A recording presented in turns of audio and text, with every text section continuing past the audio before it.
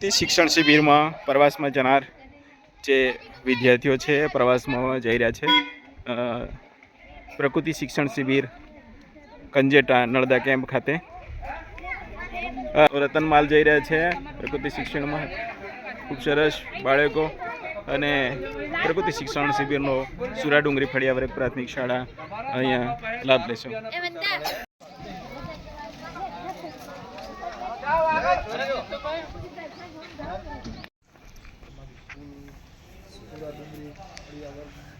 તમામ શિક્ષકો તથા વિદ્યાર્થીઓનું કંજેટા ફોરેસ્ટ રેન્જ આપણું હાર્દિક સ્વાગત કરે છે।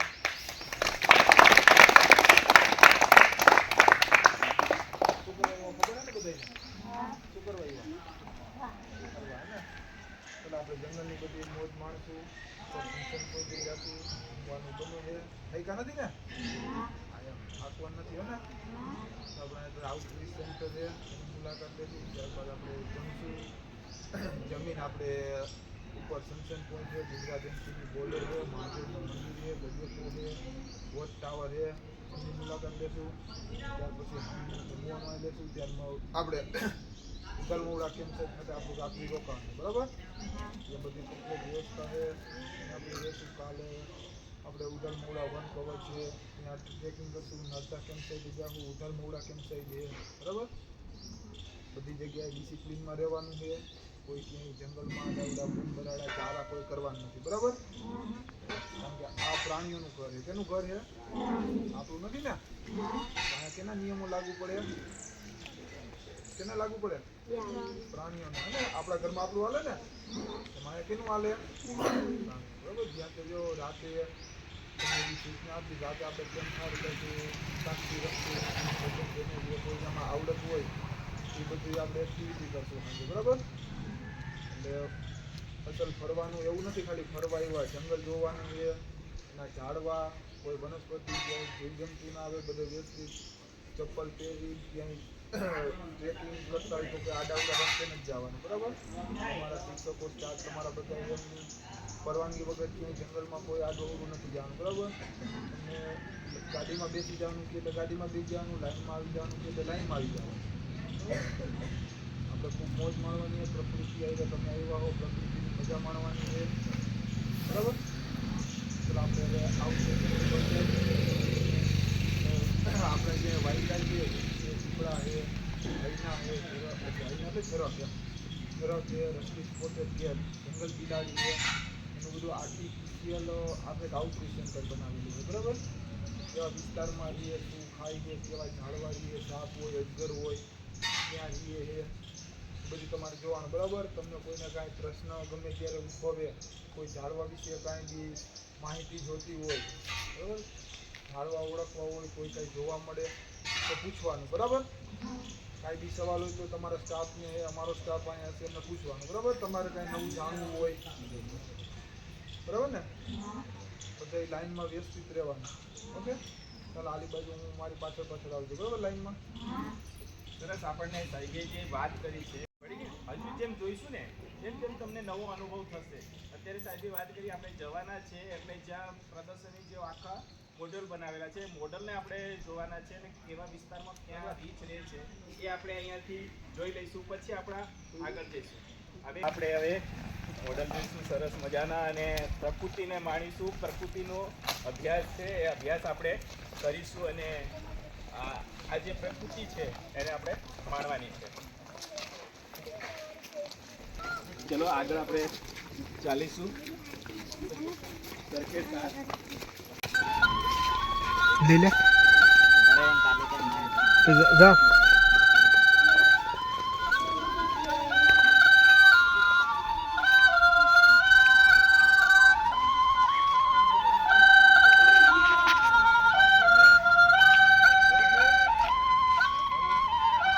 હા કંજેટા રેન્જ ઓફિસના જે રતનમહાલ અભયારણ્ય છે ને રતનમહાલ રીચ અભયારણ્ય છે ને રતનમહાલ રીચ અભયારણ્યના જે ટેમ્પલો છે એની આપણે મુલાકાત લઈશું। આ બાજુ આપણું આઉટરીચ સેન્ટર બરાબર। આ શું છે જોયું ક્યારે કોઈ હે જોતી બોલો જોયું છે ક્યાં જોયું ગોવામાં બીજા કોઈ જોયું છે? એવું હે ને? જો આ રીંછ છે ને ઓમ તમે જોજો ને માણસ જેવું હે ને, રોવે બી માણસની જેમ હે ને, માણસ જેવા જ આગળ પંજા હોય, બરાબર? આવડું આગળ એનું મોઢું સહેજ લાંબુ હોય અને આ વી આકારનો પટ્ટો હોય, બરાબર? એના આગલા પગમાં ને પાછલા પગમાં ડિફરન્ટ શું હોય? આગલા પગમાં આપણા જે હાથ રહ્યા ને એવા આગળથી એવા મોટા નખ હોય જે ઝાડ ઉપર ચડવા માટે ને સહેલાઈથી ઝાડ ઉપર ચડી જાય. ઝાડ ઉપર ચડીને શું ખાય ખબર હે? મધ ખાય. શું ખાય? જો મધ ખાય, ઉધઈ ખાય, ટીમરું ખાય, બોર ખાય, જાંબુ ખાય. આ મિશ્રાહારી પ્રાણી છે. કેવું છે? મિશ્રાહારી એટલે માંસાહારી નથી. માંસાહારી કોને? દીપડો હે, ઝરખ હે, સિંહ હે, વાઘ હે, ચિત્તો હે, એ બધા માંસાહારી પ્રાણી. માંસાહારીમાં હોય કે ઈ કોઈ બી માંસ ખાય. આ મિશ્રાહારી છે. મિશ્રાહારી મીન્સ કે ઝીણા ઝીણા કીડા હે, મકોડા હે, જીવજંતુ ખાય પણ કોઈ મોટું પ્રાણી કે માણસ કે કોઈ પ્રાણીને ખાતું નથી, બરાબર? અને ઉધઈ હે, મધ એમનો પ્રિય ખોરાક છે, બરાબર? જંગલના મોટા મોટા ગુફા હોય ને એમાં રહે. અને આ નોક્ટર્નલ કોલ એટલે કે નિશાચર પ્રાણી છે. સાંજે જ એક્ટિવ થાય, 5-6 વાગે ને એટલે આ જંગલમાંથી એની ગુફામાંથી બહાર નીકળે. આખી રાત એમની ખોરાકની શોધમાં રહે, પાણી પીવે, આખા જંગલમાં પડે, પાછા સવારે 6 થી 7 વાગ્યાના સમય પછી એમની ગુફામાં વયા જાય. એટલે તમને દિવસે આ કોઈ બી રીંછ છે, દીપડો તમને દિવસે જોવા મળ્યા નહીં. ક્યારેક ઇન કેસ જોવા મળી જાય તો વાત અલગ, બાકી મોસ્ટ ઓફ દિવસે ના જોવા મળે. ત્યાં ઝાડ ઉપર ચડે, બરાબર? ચડે ને આ, બરાબર? પછી આ શું ખબર છે? ઉધઈ છે. અંદર એના જો આર્ટિફિશિયલ બનાવેલા, બરાબર? આવી રીતે જ્યાંનું મોટું હોય ને આમ અંદરની સરસ ખેંચે, એવી રીતે આમ અંદરની તરફ ખેંચે. ઉધઈ ખાય, બરાબર? આવી રીતે ઝાડ ઉપર ચડે, ઉપર મધ ને ખાય. આવું એની અંદરની શરીર રચના આવાના દાંતની હોય છે, બરાબર? હે ને? જમીન કે રાપડાને પોતાના આગળના નહરથી ખોદી નાખે, બરાબર? જંતુ આરકતા પહેલા રીંછ પોતાના નસકોરા ફૂંક મારીને ધૂળને ઉડાડે. કીધું ને, ફૂંક કરીને ધૂળને ઉડાડે ને પછી ખાય, બરાબર? અને જડબા વડે ફળોનો રસ સરળતાથી ચૂસી લે. રીંછના જડબા ઉપર રાક્ષસી દાંત હોતા નથી, તેમજ નીચેનો રબડતો ઓઠ તેને ફળોને રસ ચૂસવામાં મદદ કરે. એવા કોઈને રાક્ષસી દાંત નથી, બરાબર? નોર્મલ દાંત છે. જો આ બધા નાના નાના આપણા જેવા જ છે, હે ને? રાની આમ શરીર રચના મોસ્ટ ઓફ તો મનુષ્ય જેવી છે. આમ ઊભો થાય એટલે લાગે ને માણસ જેવું, બરાબર? આમ બી ચાલી શકે, બરાબર? આ એમનું આખું શરીર રચના છે. પછી આવી રીતે જંગલમાં રહેતું હોય, બરાબર? આવી રીતે હરતું ફરતું હોય. સૂકા કે ભેજવાળા પાનખર જંગલો હોય ને, ઘાસિયા મેદાનો, ત્યાં રહે, બરાબર? 50 થી 500 થી 2000 સેન્ટીમીટરના વિસ્તારમાં, બરાબર? રીંછના મુખ્ય ખોરાકમાં શું ખાય? કીડી, મકોડા, ઉધઈ, સમૂહમાં રહેતી જીવાતો, તેમાં મીઠા ફળો કીધું, ટીમરું હે, બોર હે, જાંબુ હે, એવું બધું ખાય, બરાબર? અને મધ આરોગે. મધ બી એમનો પ્રિય ખોરાક, બરાબર? આવી આદતોને મર્મેકોફેજી કહેવાય, બરાબર? હવે અંદર એમની શરીર રચના આજુબાજુ ઈ જ છે. અંગ્રેજીમાં એમના પગ માર છે, એમના હાઇન્ડ લાય બધા પાછલા હે ને, આપણા જેવા જ, બરાબર? આ એમનું સ્કેટ છે, હગાર જે ટોયલેટ કહી ને, આમાં આનાથી ખબર પડી જાય કે શું ખાધેલું છે, બરાબર? એકદમ કાળું ને ચમકતું હોય તો અમને મધ ખાધું હોય, બોરના ઠળિયા હોય તો આમ માનવાનું કે બોર ખાધા હે, આવું કાળસ પડતું એમનું સ્કેટ હોય, બરાબર? આવી રીતે જો કોઈ બી તમે ઘણીવાર માર્ક કરજો, દેખાય ને પાછળ, સાંભળી લો પછી એને જોઈ લેજો. આવી રીતે ઝાડ ઉપર નિશાન નહીં છે. રીંછ ચડેલું હોય ને એના આગલા જે નહોર રહ્યા ને એને આવી રીતે નિશાન હોય. ઘણા ઝાડ ઉપર આપણે ઉપર તમને જોવા મળશે આવી રીતે નિશાનથી ઉપર ચડે. લાઈનસર વારાફરતી અંદર છે બધું, બરાબર? કેવી એની ગુફા હોય, કેવા રીંછ હોય અંદર છે, બરાબર? ચાલો લાઈનમાં અહીં લાવો. ચાલો આ રીંછ દેખાય ને બધાને? આ રીંછ છે, બરાબર?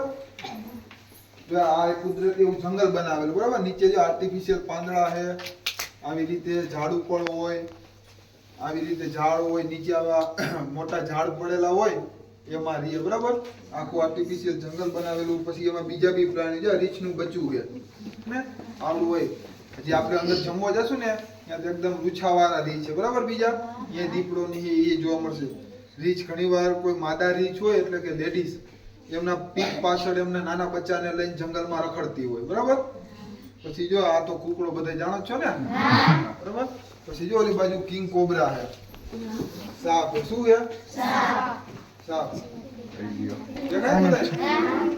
પછી શાંતિથી જોઈ લો તો દેખી લો. પછી નથી દેખી. આવા જંગલમાં જુદા જુદા પ્રાણીઓ હે જીવજંતુઓ રહેતા હોય બરાબર.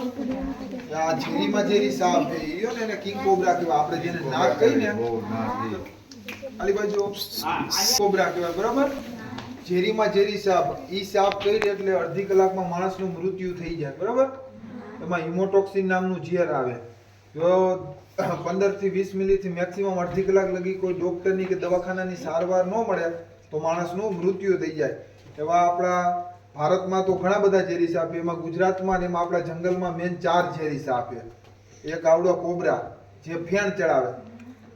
સર્પ જગતમાં એક સાપ એવો કોબ્રા એવો છે કે જે ફેણ ચડાવે, બાકી કોઈ સાપ ફેણ ચડાવતા નથી. પછી જો પેલી બાજુ અજગર છે અને ઝાડ ઉપર ટીંગાઈ રહ્યો એ અજગર છે. સાપ જો કોઈ ફેણ ના ચડાવે ઈ બિનઝેરી છે બરાબર. ઓમ કઈડે ખરા પણ એનાથી માણસનું મૃત્યુ ન થાય. પછી એક રસલ વાઇપર આવે પુરુષો કરી, પછી સોસ્કેલ વાઇપર આવે અને એક આવે કોમન ક્રેટ જે કાળો ક્રોકી છે. એ બધાય ઝેરી સાપ છે. ત્યાર પછી બીજા બિનઝેરી સાપ ઘણા છે, ધામણ ને પૈડકું ને પછી અલગ અલગ એરિયા વાઇઝ એને ડેંડવું ને અલગ અલગ નામ દેતા હોય બરાબર. પછી આની બાજુ જો તારની બિલાડી છે, પછી ઓલી બાજુ લેપર્ડ છે. આ હું ખબર છે? હા, ઉદયનો રાફડો છે બરાબર. આ ઉદય શું છે? તો વાઘ કેને કહેવાય? વાઘ, દીપડો, ચિત્તો બધા અલગ કે એક જ કે ફેર આવે? તો આ શું છે? તો હમણાં તો કોઈ ચિત્તો કહેતું હતું, તો વાઘ કહેતું હતું. વાઘ હે, દીપડો હે કે ચિત્તો હે? ફાઈનલ કે ચિત્તો હે? ફાઈનલ. આ હે દીપડો બરાબર. આમાં શું ફેર હોય? દીપડાના આવે દોટ સાંભળો અહીંયા સાંભળો. આવી કાળી પટ્ટી હોય અને વચ્ચે આખું પીળું હોય. અને વાઘને કેવું હોય? આખા કાળા પટ્ટા હોય. જેવું ઝરફ ન હોય ને ઓલી બાજુ હું તમને બતાવો ને, ઝરફની જેમ લાંબા પટ્ટા હોય. બધા પીળા જ હોય એટલે આવા પટ્ટા હોય વાઘને બરાબર. અને ચિત્તામાં શું ફેર હોય? ચિત્તાને આવી વચ્ચે ટપકા હોય ને, ખાલી ગોળ ટપકા જ હોય કાળા, વચ્ચે આવું હોય નહીં. અને દીપડો લાંબો હોય, ચિત્તો આના કરતા લાંબો હોય, પાતળો હોય. અને વાઘ રહ્યો ઈ આ સિંહની જેમ કેવો હોય? ભરાવદાર, માથું મોટું હોય બરાબર. આ એનું દીપડાનું બચ્ચું છે બરાબર. પછી જો આલી બાજુ રહી એવી એની ગુફા છે. આવી રીતે વન્ય પ્રાણી એની ગુફામાં રહેતા હોય બરાબર. ધીમે રહીને જો. અને જો રીત અંદર બેઠું છે જોયું? આ હું ખબર હે કોઈને? અહીંયા જોઈ લો. તમાચેડું હા, કોણ બોલ્યું? ફ્લાઇંગ સ્ક્વિરલ હે. હું હે? ઉડતી ખિસકોલી બરાબર. ઉડતી ખિસકોલી. એટલે જે ખિસકોલી આવે ને ઈ ટાઈપની જ આવે, પણ આ ઉડે એટલે કોઈ ઉડતી નથી, ખાલી ગ્લાઇડ કરે. એટલે એક ઝાડથી બીજા ઝાડ ઉપર ગ્લાઇડ કરે. મેક્સિમમ 90 મીટર યા 300 ફૂટ લગી ગ્લાઇડ કરે. એટલે આ કોઈ જાજીવાર કબૂતર કે ચકલી ઉડે ઉડી ના શકે. પણ શું કરે? કોઈ ઊંચાઈનું ઉપરનું ઝાડ હોય, ત્યાંથી નીચેવાળું ઝાડ હોય તો ત્યાંથી કૂદકો મારી શકે. મેક્સિમમ 300 ફૂટ અથવા ગણો તો 90 મીટર સુધીનો કૂદકો મારી શકે બરાબર. આ ફ્લાઇંગ સ્ક્વિરલ.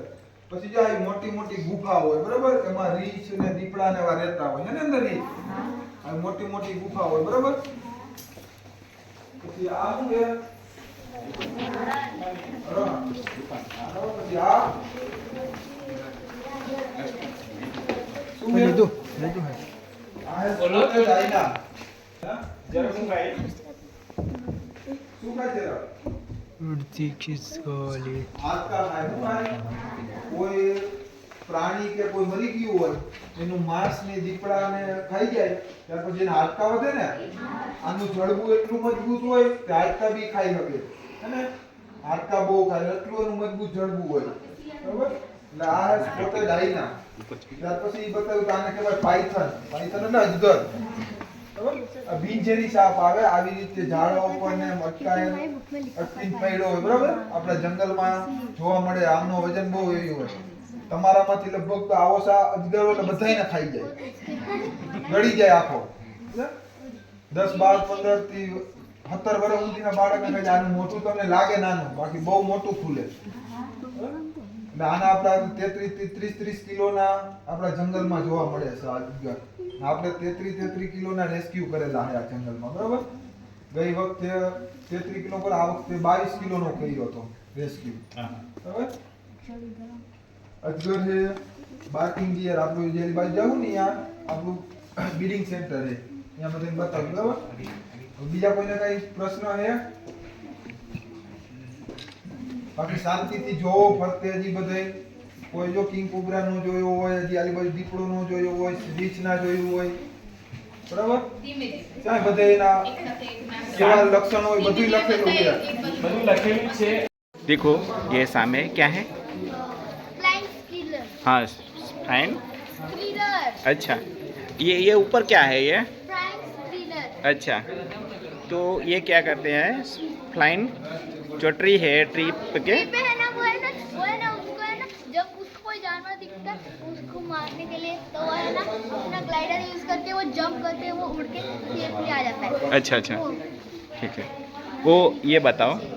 है ना रात को जब से है ना इसकी बस नाइट की जरूरत ताकि वो देख सकता है. अच्छा तो इसको नाम क्या बोलते हैं? आओ आउल बोलते हैं. और कब जागते हैं वो? रात को रात को. अच्छा ठीक ठीक है. हैं જરક જરક કે ને? હા તો એ જરક છે. આપણે જોઈ રહ્યા છે અહીંયા હરણ છે. રતન મહાલનું જે સેન્ટર બનાવવામાં આવેલું છે અને આ સેન્ટરમાં ખૂબ સુંદર રીતે આપણે આ પ્રાણીઓને આપણે નિહાળી રહ્યા છે બાળકો.